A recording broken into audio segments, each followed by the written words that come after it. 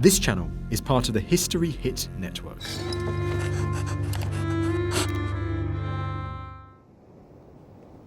On a dark, moonless night in the year of our Lord, 1314, Thomas Randolph, the young Earl of Moray, gathered a small band of warriors round him.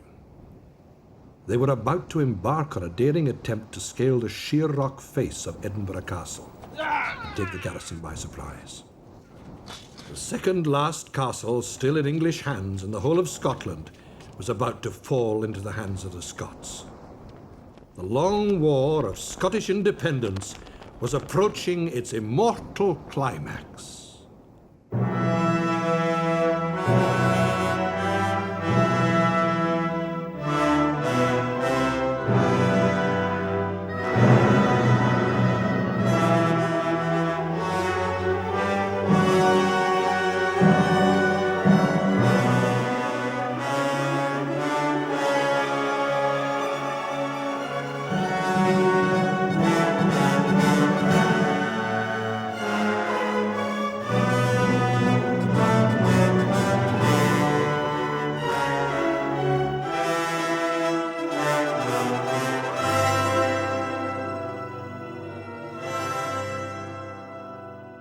It was a bleak and stormy day in March 1286, when Alexander III, King of Scots, presided over what was to be the last meeting of his council.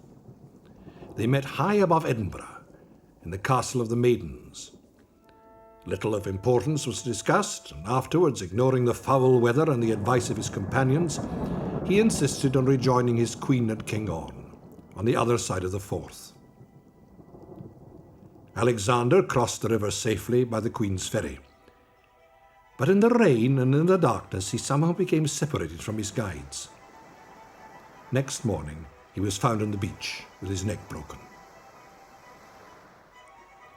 The stage was now set for a bitter struggle, which was to culminate some 28 years later on the marshy banks of a small stream winding its way below Stirling Castle, the Bannockburn. King Alexander left no sons to succeed him. His only heir was his granddaughter, a young Norwegian princess, and when she died in Orkney 4 years later, Scotland was faced with the bleak prospect of civil war over the complicated rights of succession to the throne. Anxious to avoid this, the guardians appointed to rule the country turned to Edward I, King of England, and asked him to decide which of the various contenders ought to be offered the empty throne. King Edward, who had briefly been Alexander's brother-in-law, was only too happy to oblige, but insisted that in return the Scots should acknowledge him as Scotland's overlord. All of the claimants to the throne were men of Norman French descent, who had married into the old Celtic aristocracy. They also held lands in England, and three of them, Balliol, Bruce, and Cumming, had actually fought for Edward's father, King Henry III, at the Battle of Lewes in 1264. As a result, Edward was able to argue quite persuasively that since they were already his subjects anyway, he was entitled to treat Scotland as a province of England rather than an independent state. In the circumstances, the guardians felt that they had little choice but to agree. And over the next 18 months, the original 13 claimants, or competitors, were whittled down to just two: John Balliol, Lord of Galloway, and Robert Bruce, Lord of Annandale. Balliol won the favour of nobility and became King John of Scotland. History Hit is like Netflix, just for history fans, with exclusive history documentaries covering some of the most famous people and events in history just for you.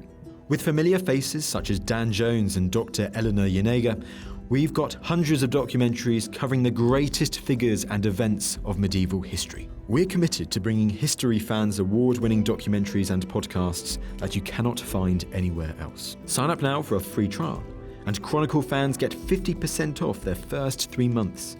Just be sure to use the code Chronicle at checkout. There aren't many sources for Bannockburn, of course. It was a long time ago. But of those which do survive, two in particular are quite important. One, the Lanercost Chronicle, written by an Augustinian friar at Lanercost Priory near Carlisle, tells the story very vividly from the English point of view. He himself saw many of the events in the story, and he obviously talked to a number of people, because all the way through he comes out with the phrase, "I heard this from someone who was there." And it's a very vivid account. On the other hand, on the Scots side, probably the most important source is the Bruce, a long poem by another monk. Everybody in those days who could read and write was a monk, called John Barber, who came from Aberdeen. And there's a very long metrical account of the Wars of Independence, dealing with Bruce, and also very skillfully weaving in a lot of stories about the Douglas family, who were also rather important at the time. Whether they were quite so important in the War of Independence, we don't know, but certainly it was politically astute of him to work in the Douglases. Some of the stories he tells are very legendary. The Bruce killed quite a number of people in most remarkable fashion, and so did his patron Douglas. But again, it does provide a very important story. It's an oral tradition, and a lot of the story, a lot of the detail would be lost without it. An Augustinian canon at Lanercost Priory recorded the result with some satisfaction. On the feast of Blessed John the Baptist, it was determined John de Balliol had the better right to the kingdom of Scotland, and that it fell to him by right. When he heard this, my Lord Edward, with the consent of the nobles and of the majority of the deputies, conferred the kingdom of Scotland upon John de Balliol, who did homage for it. In the same year, after Easter, Edward, King of England, called a parliament at Norham in the 19th year of his reign, concerning the affairs of the realm of Scotland, where the suzerainty of Scotland was adjudged to him and conceded unanimously by the nobles of the aforesaid realm, having first touched the sacred Gospels. At first all went well, and the English overlordship looked as if it would endure. But in 1294, Edward ordered King John to raise an army to fight in English service in France. This peremptory demand was refused, both by Edward's own English vassals and by the Scots. The king was perfectly entitled, they said, to demand men for the defence of the realm, but he had no right to demand them for service overseas. The issue itself was not a matter of sovereignty, but the Scots transformed it into one, when the previously subservient King John of Scotland signed an alliance with France and sent troops to raid the north of England. Edward was of course furious, and his response was vicious. In 17 bloody days during 1296, he stormed and sacked Berwick, defeated the Scots army at Dunbar, and forced a humiliated King John to sue for peace. Edward treated the Scots not as legitimate enemies, but as rebels in arms to be shown no mercy. His barbarous treatment of the defeated Scots kindled the flames of resentment. In the following year, the Scots responded with a national uprising. Sir Andrew Murray raised the north and, moving southwards, linked up with another Scots army led by a fearsome warrior named William Wallace. On the 11th of September 1297, the combined army inflicted a terrible defeat on the English at Stirling Bridge. The Lanercost chronicler recorded his horror at what had happened. Not daring to openly break their pledged faith to the King of England, some of the Scots caused a certain bloody man, William Wallace, who had formerly been a chief of brigands in Scotland, to revolt against the king and assemble the people in his support. So, about the nativity of the glorious Virgin, they showed themselves in rebellion, and when a great army of England came, they were brought to the bridge of Stirling, where, on the other side of the water, the army of Scotland was posted. Now, the Scots allowed as many of the English to cross the bridge as they could hope to overcome, and then, having blocked the bridge, they slaughtered all those who had crossed, amongst whom perished the treasurer of England, Hugh de Cressingham, of whose skin William Wallace caused a broad strip to be torn from the head to heel, to therewith make a baldric for his sword. the Earl of Warren escaped with great difficulty and a small following. So hotly did the enemy pursue them. Unfortunately for the Scots cause, Sir Andrew Murray was fatally wounded in the battle at Stirling. But Wallace still carried the torch and harried the north of England, bringing fire and destruction to the land of his sworn enemy. At the time of the Wallace incursion, Edward was busy campaigning in Gascony, but as soon as he was able, he hastily returned and marched north with a strong army. Edward smashed the Scots army at Falkirk in July 1298. Thereafter, the struggle became a vicious guerrilla war, marked by appalling atrocities on both sides. Wallace himself was finally captured and executed in 1305. But by then, the Scots had found new leaders, most notably Robert Bruce, Earl of Carrick, a grandson of the Robert the Bruce who had unsuccessfully offered himself as a candidate for the crown in 1291. Although they shared the same name, grandfather and grandson are seldom confused. The man who was to become Scotland's greatest warrior king is known to history simply as the Bruce. For all that, his loyalties were at first rather uncertain. He had fought in the Scottish cause alongside Murray and Wallace at Stirling Bridge in 1297. But, in keeping with the complicated pattern of shifting allegiance which characterised the medieval era, he changed sides and served under King Edward on the side of the English at the Battle of Falkirk the following year. In fact, Bruce was still fighting for the English when they took Stirling Castle in 1305. But by then, his father was dead and he had inherited his grandfather's claim to the throne of Scotland. Even as he fought for his English overlords, it is likely that he was already plotting to overcome them. The question of allegiance in the medieval period was extremely pragmatic, just as it is today. It was really a question of grab what, who can. Now, a king, once he was crowned, that was one thing. But for him to be able to retain the crown, that was altogether another, because his tenants-in-chief would never regard him as anything more than primus inter pares, the first amongst equals. So in sum, it was a question of each for himself. In 1302, Bruce got wind of an alliance between John of Balliol and Philip the Fair of France. Now, this created the very real possibility of a French military intervention in Scottish affairs. In that case, Bruce became aware all his possessions would be in peril. It therefore very much behoved him to change his allegiance at this point, and he duly did. At the beginning of 1306, Bruce changed sides for the last time. The vacant throne of Scotland was now his overriding goal. To this end, he murdered John Comyn, his nearest remaining rival for the throne of Scotland.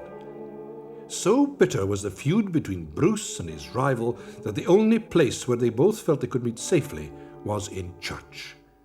Ostensibly drawn together to discuss a truce, they met near Dumfries in a chapel. Despite this sacred meeting place, Bruce unsheathed his dagger and murdered Comyn in cold blood. Bruce was excommunicated for this act.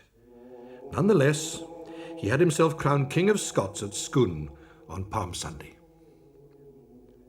Edward's reaction to these events was predictable. Too ill for campaigning himself, he dispatched an army northwards which caught Bruce unawares outside Perth and scattered his men with a single cavalry charge. Even in the face of this reverse, Bruce was still undaunted, and he took to the hills with a few followers. But a year later, he was sufficiently strong to come back at the head of a small army and defeat the English at the Battle of Loudon Hill near Kilmarnock. In the face of this continued insolence, Edward at last resolved to deal with the Bruce himself. But at 68, he was far too old and worn out. Much against the advice of his household, Edward raised his army and once again marched north. He died at Burgh-on-Sands, 3 miles short of the border with Scotland, and the invasion was abandoned. Edward I was a really difficult person to follow. Not only was he a very experienced soldier, the Hammer of the Scots, of course, as his nickname was, he was also a great statesman, and important developments took place during his reign in England. He was, above all, though, an experienced soldier. He had dealt with civil war in England, he'd been on a crusade, he'd defeated and conquered the Welsh, he had almost knocked out Scotland in an earlier campaign, and it was only really in his later years as he became older and iller that things began to slip just a bit. But you can criticise him for not really bringing on the first Prince of Wales, of course, as Edward II had been, properly. He did not bring him up properly. And I think part of the responsibility, therefore, for Edward II's weaknesses lie upon the head of his father. Edward II has really received a very bad press, both in his own time and subsequently. And this is not, in fact, entirely fair. Although we must admit he had his favourites, Piers Gaveston and others, and people who questioned his sexual mores, at the same time he was an extremely cultivated king, enjoying art and music and painting. In many ways he was way ahead of his time. But the trouble was he was not really tough enough to be a king in this particular century. Edward I, the Hammer of the Scots, was dead, and the war entered a new phase. By his murder of John Cumming, Bruce had removed a potential rival. But in so doing, he had embroiled himself in desperate blood feud with the rest of the Cummings. Resistance to English rule had begun in the north of Scotland, and it was ironic that Bruce now had to fight against those same northern lords who had fought to establish the country's independence. Bruce defeated the Earl of Buchan at Barra near Aberdeen in December 1307. The harrying of the province of Buchan which followed this victory was still remembered with horror 50 years afterwards, but it served its purpose. Slowly but surely the Bruce tightened his grip on Scotland, and by the summer of 1314 he was no longer a hunted fugitive, but undeniably King of Scots. One by one the towns and castles of Scotland had fallen, or thrown open their gates to his men. Now only one remained in English hands, and that the most important, Stirling Castle, the key to the kingdom. Although not so large as Edinburgh Castle, Stirling was strategically far more important since it dominated the central plain in the middle of Scotland, where most of the wealth and population concentrated. Today, it is still a majestic and awe-inspiring sight. In the Middle Ages, it was a daunting fortress. For the Scots, the capture of Stirling Castle was vital, but Edward's successor, the new king, Edward II, was equally alive to its importance. Unlike his terrifying father, Edward II was no soldier. Nevertheless, even he recognised that if Stirling Castle fell back into the hands of the Scots, the war was effectively lost. King Edward was determined to relieve the beleaguered English garrison. Following in the footsteps of his father, he too gathered an army about him and marched north in the momentous year 1314. He was spurred on by the disturbing news that the governor of the castle, Sir Philip Mowbray, had agreed to surrender to the Scots if he was not relieved by Midsummer's Day. Edward's march therefore became both a show of strength and a race against time. Both sides were only too well aware of the importance of the coming encounter. The long, drawn-out struggle was about to be decided one way or another in a final climactic battle. King Edward's army at Bannockburn was raised by various means. At its heart were its household knights, a contingent of armoured cavalrymen permanently employed by him. These professional soldiers were joined by the lesser retinues of various lords, some of whom were mercenaries like themselves, while others were vassals performing the 40 days' service demanded of them by feudal law.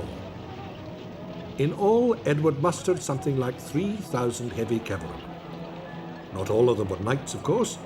Some were ordinary men-at-arms, but by comparison to the Scots, they were very well equipped.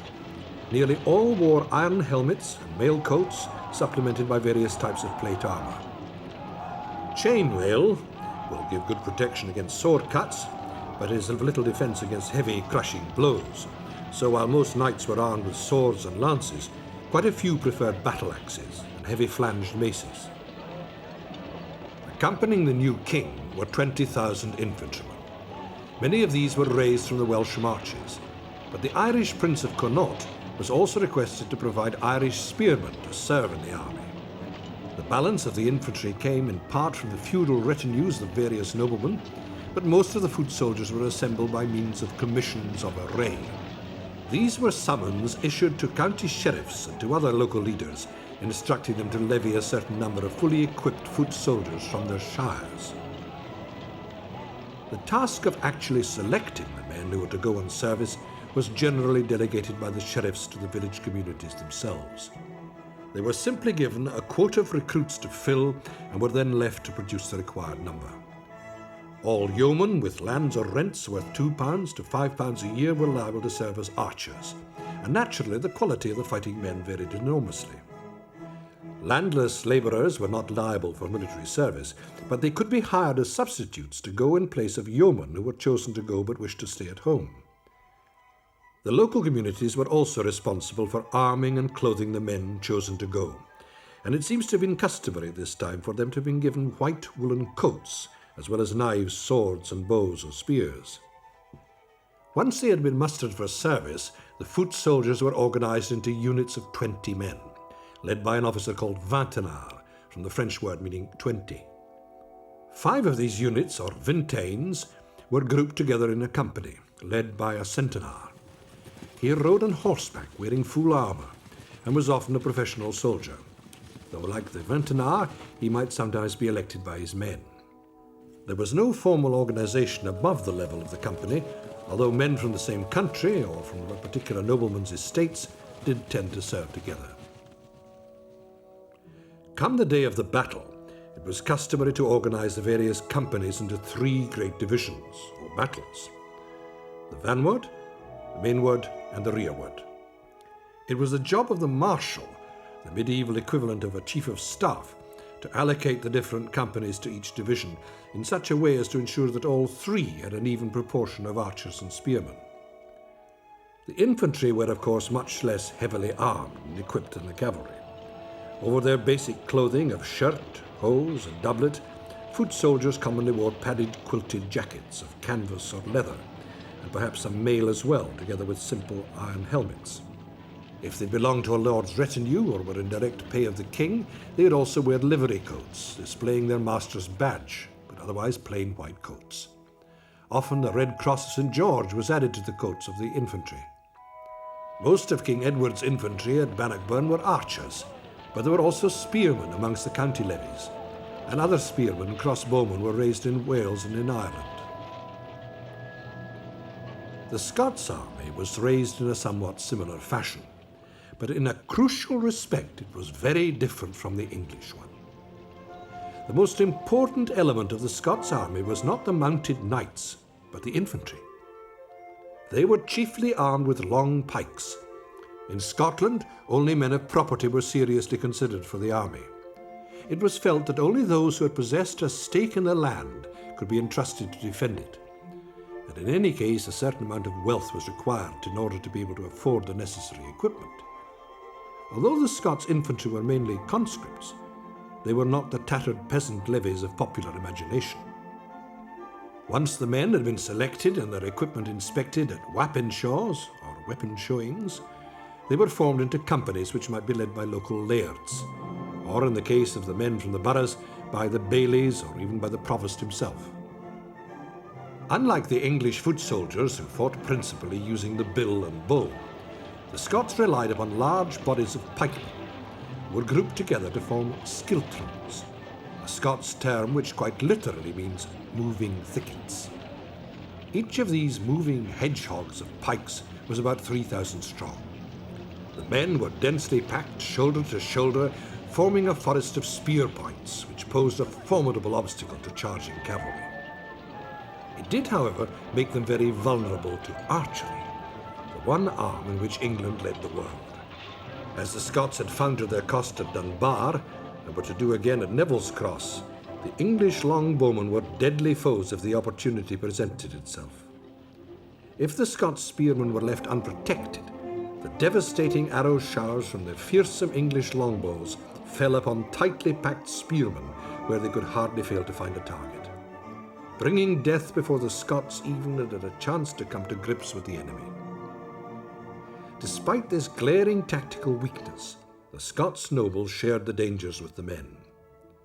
While the English leaders rode with the cavalry, the Scots knights dismounted and fought in the front ranks of the schiltrons, shoulder to shoulder with their men. Many of the Scots officers were as well armoured as their English counterparts, but since they were serving on foot rather than on horseback, some of them relied on padded jackets and simple iron helmets like their men. Weapon shows were held not only to check that each man possessed the weapons and equipment required of him by law, but also to provide an opportunity for training, which meant that the Scots infantry of the period was much better disciplined and drilled than many of their contemporaries. Throughout the period, however, the Scots were inferior in archers, and they were therefore always vulnerable to the mighty longbow. The Skilton was an old and well-tested method of fighting the Scots. What was different about Bannockburn was that, unlike many battles in which the Scots were involved, they had time to practice. Any fool can learn what to do with a pike in a very short time, but it takes a long time and a great deal of practice to be able to move properly, move swiftly and move efficiently in a large body. Very often the Scots armies couldn't manage that, so the sheer distance they had to travel to actually meet anybody. At Bannockburn, on the other hand, they had a long time to wait for the English to come. They knew the English were coming to Stirling, so they had time while they waited to actually practice moving in large bodies. In fact, it's not impossible that they actually rehearsed part of the battle on the carse below Stirling Castle, so that on the day of the battle they were not only used to moving in large formation, but they were actually used to moving over the very ground in which the battle was fought.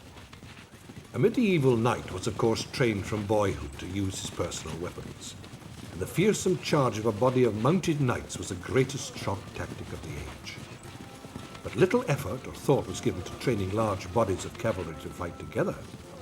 Time and time again at Bannockburn, individual English knights were to charge bravely against the disciplined ranks of Scots pikemen, only to find that their courage and individual battle skills were not enough. There's nothing very new about the idea of the schiltron as such.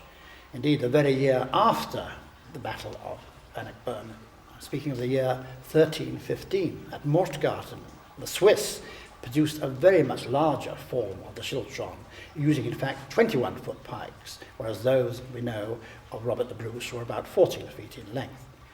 And even then it was not a new invention, of course. Right back in classical history, the city-states of Greece, when they were first emerging, used the phalanx, which was, to all intents and purposes, exactly the same as the schiltron of later times. King Edward ordered his army to assemble at Berwick on the 10th of June 1314.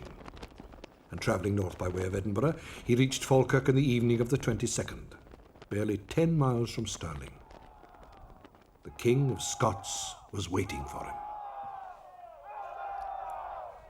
Unlike William Wallace 17 years before, Bruce had chosen his battlefield with some considerable care. Stirling was surrounded by a low flood plain or carse, a wet marshy area unsuitable for cavalrymen. The old Roman road, however, followed a spine of slightly higher dry ground. A couple of miles south of Stirling, the road crossed a narrow stream called the Bannockburn, and then ran over a low plateau with patches of woodland. This area had been reserved by the Scottish kings as a hunting ground and was called the New Park. King Edward would obviously seek to advance on Stirling along the Roman road. He had a huge baggage train, and it could not be dragged across open country. Therefore, Bruce at first deployed his army among the trees of the New Park just north of the ford over the Bannockburn. Pots or pitfalls were dug across the front of this position, so that if they tried to force their way up the road, the English cavalry would not have one, but two difficult obstacles to cross before coming into contact with the Scots infantry. On the other hand, the flat carse to the east of the New Park was left invitingly empty. On Sunday the 23rd, the English army cautiously felt its way forward to the Bannockburn and halted about half a mile to the south of it. At this point, Sir Philip Mowbray, the governor of Stirling, is said to have slipped out and advised King Edward that as far as he was concerned, the castle had now been relieved, and that there was no need for the king to advance any further. Not surprisingly, even King Edward was a little bemused by this extraordinary suggestion, but at least Mowbray confirmed to him that large bodies of Scots infantry had been seen moving amongst the trees of the New Park. Bruce had in fact taken up a position of all-round defence in the park. Edward was advancing along the road from the south and would soon discover the elaborate and perhaps rather obvious obstacles placed in his path, but there was still a faint possibility that an English frontal assault might be arranged to coincide with a sortie from the castle, or even that the king would make use of considerable superiority in numbers to both attack up the road and swing round into the Carse at the same time. Bruce was ready to fight in any eventuality. Sensibly, however, King Edward began by sending 2 squadrons of cavalry forward to have a look at the new park before committing himself. The first English reconnaissance party, led by Sir Humphrey de Bohun, the impetuous nephew of the Earl of Hereford, advanced straight up the road, splashed across the ford over the Bannockburn, and took note of the defences. Then, to their mutual surprise, they came face to face with the Bruce in person. The King of Scots had ridden out to reconnoitre the terrain. He was quite alone. Young de Bohun acted at once. Couching his lance, he rode straight at the Bruce. Had the Scots king been properly equipped and mounted, he would undoubtedly have responded by accepting the nobleman's challenge and riding at de Bohun in similar style, as if they were in a tournament. Instead, he waited quietly until the English knight was almost upon him, chinked aside on his nimble pony, and killed the unfortunate de Bohun with a single shattering blow from his battle-axe as he thundered past. At this point, some Scots cavalry appeared on the scene and chased off de Bohun's startled followers. But the Bruce's only comment was to complain about the perfectly good battle-axe he had broken in the act of dispatching de Bohun. This stirring incident was captured by the 14th century poet John Barber in his epic poem, The Bruce. Then sprang they into a line, but Sir Henry missed the noble king, and he that in his stirrups stood, wi' an axe that was baith hard and good, with 6 great men stuck amae, dunt that neither hat nor helm micht stint. The heavy blow that him he gave, that he the heat the harness cleft, the hand axe shaft broke in twa, and he down to the earth did fa. Meanwhile, the second English reconnaissance party, led by Sir Robert de Clifford and Sir Henry de Beaumont, had run into real trouble. Crossing the Bannockburn further to the east, they kept to the open ground and were working their way around to what appeared to be the open flank of the Scots position, when a skiltron of pikemen suddenly rolled out of the woods towards them. As his pikemen came clear of the trees, their leader, the Earl of Moray, halted for a moment in order to give them time to close up their ranks again. At this point, a furious argument broke out between the leaders of the English cavalry. A Yorkshire knight, Sir Thomas Grey, was in favour of charging the Scots at once, while they were still in some disorder, but de Beaumont and some others wanted to wait, confidently insisting that the more men who were allowed to come out of the trees, the more of them would be slain. None of them had any doubts at all that they could overcome a rabble of unarmoured pikemen. Stung by de Beaumont's sneering accusation of cowardice, Grey rushed straight at the Scots and was killed at once by the pikemen. Other English knights soon followed him, but try as they might, they could not break into the serried mass of pikes pressing towards them. In their frustration, some even flung their lances at the Scots, like javelins, but all to no avail. And as the Scots resumed their advance, the English cavalry fled in disorder, some to Stirling, others back to King Edward's camp. Having made their point in no uncertain terms, Murray's pikemen calmly marched back into the shade of the trees. The first round of the battle had undoubtedly gone to the Scots. But King Edward now knew that while a frontal assault straight up the Roman road looked like being rather too difficult, it still appeared to be possible to outflank the Scots' position by following Clifford's route. That night, the whole English army ponderously swung round to its right, struggled across the Bannockburn to the east of the new park, and then waited uncomfortably for dawn. Already the operation was going badly wrong. Clifford's reconnaissance force had quite naturally stuck to the relatively high ground near the park. They reported it to be fairly dry, but an army, and more especially an army of over 20,000 men, needs considerably more space than a mere squadron of cavalry, And in order to find that space, the English host drifted further towards the east and blundered into a great bog. Certainly it would be hard to find a worse position for the English army than the one in which they now found themselves. Not only were they standing up to their ankles in mud and water, but they had a large river at their backs and another stream on their flank across their line of retreat, a most unenviable situation. They had, in fact, walked into a carefully prepared trap. A clear night in midsummer is neither very dark nor very long, but the chroniclers all agree that the English army spent a few miserable hours in that evil, deep, wet marsh, crowded closely together, waiting for sufficient light to see where they were and what they could do about it. The Bruce was, of course, aware of this move almost as soon as it had begun, and while the English unhappily floundered about amidst the mud and stagnant ponds, he swung his own army around and formed 3 of the schiltrons into a line ready to face the English at dawn. His brother, Sir Edward Bruce, commanded the schiltron on his right. Then came Murray's schiltron in the centre, and Sir James Douglas's one on the left. The King's own schiltron formed a reserve. An additional reserve in the form of a division of poorly armed and undisciplined Highlanders, the Gillies, was left hidden in the new park. Unlike the English, the Scots had very few cavalry at Bannockburn. Most of the Scottish knights who were present fought on foot in the front rank of the pikemen. Bruce had in fact only 500 light horsemen, led by Sir Robert Keith. These he placed well out on the left flank of the army, where they could guard against any sortie by the garrison of Stirling Castle. The English dispositions, on the other hand, were very badly thought out. Or perhaps it was more likely that the confusion in the bog had upset any plans which might have been made. There were no recognisable divisions of the army, just 2 long lines, one drawn up behind the other. The front line was composed of 9 squadrons of cavalry, each one about 250 strong. And on the left of the line stood a much larger division of some 800 cavalrymen, rather optimistically called the vanguard. Behind this colourful array of chivalry, the English infantry were drawn up in a single disorderly mass, hemmed in between the Bannockburn and the River Forth. The confusion in which the English found themselves at dawn was further increased by an acrimonious dispute which broke out between the Earls of Hereford and Gloucester, over which of them should command the vanguard. The young Gloucester lost the argument.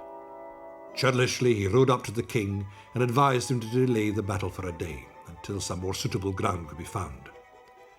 Badly chosen though the ground undoubtedly was, the English army was now committed to battle. It was far too late to think of drawing back, and King Edward angrily accused his nephew of cowardice and treachery. To this charge there could only be one answer. Gloucester at once rejoined his men, and without waiting to don his heraldic surcoat or even to make sure that they were following him, he galloped straight towards the nearest schiltron. Like Sir Thomas Grey the day before, he was virtually committing suicide. His horse was instantly speared from under him, and both he and his standard-bearer were cut down. At the Battle of Falkirk in 1298, Sir William Wallace had formed his schiltrons into defensive hedgehogs, not unlike the famous British squares at Waterloo 500 years later. Once he had done that, he simply stood and waited the onslaught of the cavalry. All the while they were at the mercy of the fearsome English longbow. It was almost as if Wallace sensed the stand would be futile. With a fatalistic resignation, his last words to his army were ominous. "I have brought ye to the ring," he said to his men. "Now dance as ye may." The wily old King Edward I had dealt with each schiltron in turn. With calculated ferocity, he first shot great gaps in the densely packed Scottish ranks with his archers, and then he sent in his cavalry to exploit the gaps, where they butchered the survivors. But his son was not the master tactician his father had been, and he was now faced with a far more cunning adversary, the Bruce himself. Bruce's tactics at Bannockburn were very different from those adopted by Wallace. He would not wait to be attacked, but strike first. Before they did so, however, his troops fell to their knees in prayer for safe deliverance in the coming battle. Now, when the two armies approached very near to each other, the Scots fell to their knees to repeat Pater Noster, commending themselves to God and seeking help from heaven, after which they advanced boldly on the English. They had so arranged their army into 3 columns abreast, so that none of the 3 should advance ahead of the other. The 4th followed behind, in which was the King of Scots. By a truth, when the 2 armies engaged, the great English horses advancing on the pikes of the Scots as in a dense forest, there arose a great and terrible crash of spears broken and destriers wounded to death, and so they remained without movement for a while. The English in the rear could not reach the Scots because the leading division was in the way, nor could they do anything to help themselves. This account I heard from a trustworthy person who was an eyewitness. Instead of passively standing on the defensive, waiting to be attacked, Bruce formed his schiltrons into columns and began the battle by advancing them down the gentle slope from St Ninian's Kirk and the New Park, down towards the disorderly rabble which was the English army. As battle was joined, the Scots schiltrons advanced against the English cavalry. As they closed together for mutual assistance, it became obvious that they were going to be outflanked on the left, so Bruce led up his own men to prolong the front line. Time and time again, the English cavalry rode boldly forward, vainly flinging themselves against the Scots' pikes. None of them could break through. The Scots stood resolutely, concentrating on killing the horses. As each mailed knight fell or kicked himself clear of his dying horse, he was quickly finished off with swords or axes. John Barbour's epic poem captures something of the atmosphere of this stage of the battle. Bannockburn was no chivalrous encounter conducted between brightly caparisoned knights in a green meadow. It was no elegant tourney fought over the honour of a fair lady, but a muddy, brutal killing match in which no prisoners were taken and fine gentlemen were ruthlessly butchered by common soldiers.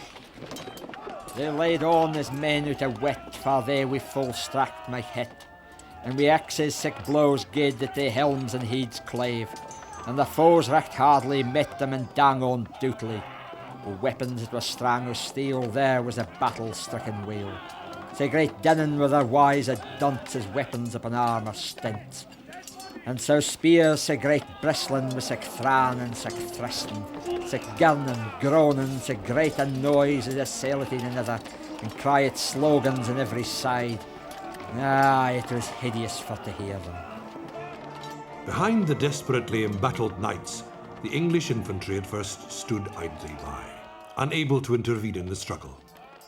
From time to time, the archers amongst them tried to provide at least some assistance by shooting over the knights' heads in the hope of dropping their shafts in among the closely packed ranks of Scots pikemen on the other side of the melee. Unfortunately, they also succeeded in shooting many of their own men in the back and were soon ordered to stop. Then some other archers, led by professional soldiers, ran out onto the right of the English line, well clear of the fighting. From this vantage point, they were able to shoot the exposed flank of the Bruce's own schiltron without worrying about hitting their own men. As the casualties amongst the pikemen mounted, Bruce called upon his own cavalry.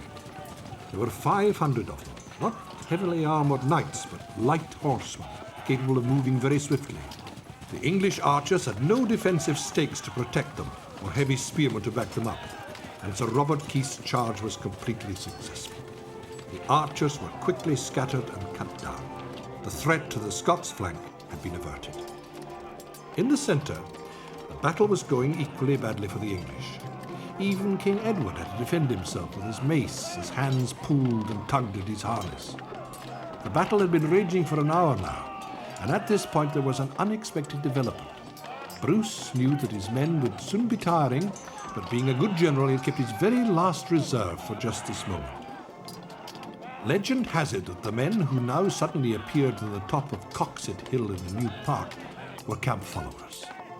A motley and quite harmless collection of grooms, peasants, cooks and sutlers with makeshift banners. In reality, they were actually Highland clansmen or gillies. They lacked the training and discipline necessary to make good pikemen, and because they could not stand up to the English cavalry in the open, Bruce had left them hidden amongst the trees of the new park. However, now that the knights were fully occupied in fighting the Scots pikemen, the king called the Highlanders forward. Their intervention was decisive. As the clansmen appeared on the hill above the battlefield, Bruce called out to his men, "Upon them! On them recht hardily!" And the final push began. To their dismay, the English knights saw the Scots reinforcements come flooding forward. And then the dismay turned to horror as they realized that the despised foot soldiers were actually driving them backwards, deeper into the bog.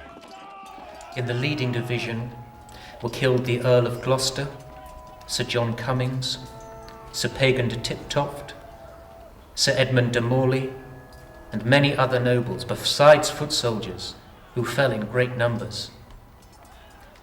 Another calamity which befell the English was that whereas earlier they had crossed a great ditch called Bannockburn into which the tide flows, when they tried to recross it in confusion, many of the nobles fell back with their horses in the crush, while others escaped with great difficulty, and many could not extricate themselves from the ditch.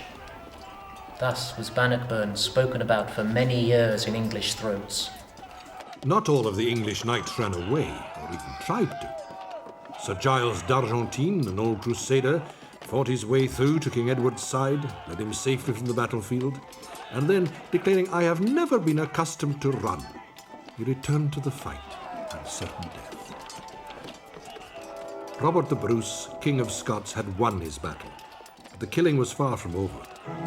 It is generally true to say that before the invention of gunpowder, few men were actually killed in battle. The vast majority of those who died were cut down while fleeing after the fighting had ended. This was certainly true at Bannockburn.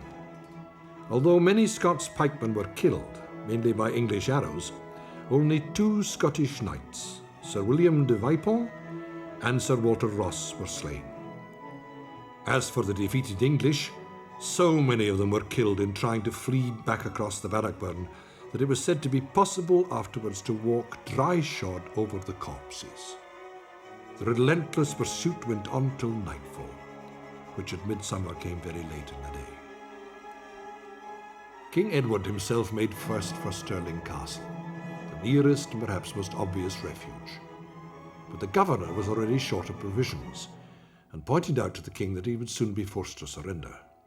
Eventually, a knight was found who was able to guide King Edward round the back of the victorious Scottish army and then eastwards to Dunbar, where he found a ship to carry him back to England.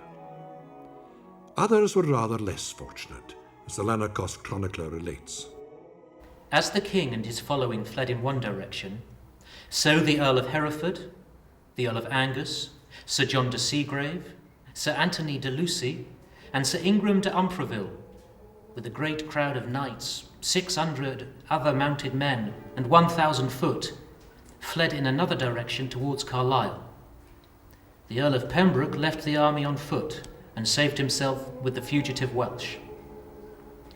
But the aforesaid earls and others, who had fled towards Carlisle, were captured on the way at Bothwell Castle, for the warden, Sir Walter Gilbertson, a Scot who had held the castle down to that time for the King of England, perceiving that his countrymen had won the battle, allowed the chief men who came thither to enter the castle in the belief that they would find a safe refuge, and when they had entered, he took them prisoners.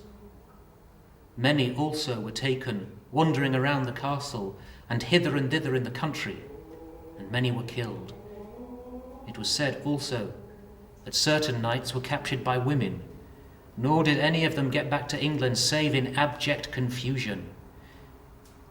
After this victory, Robert the Bruce was commonly called King of Scotland by all men, because he had acquired Scotland by force of arms. Chroniclers were inclined to look for the hand of God in such a decisive victory, won against such heavy odds.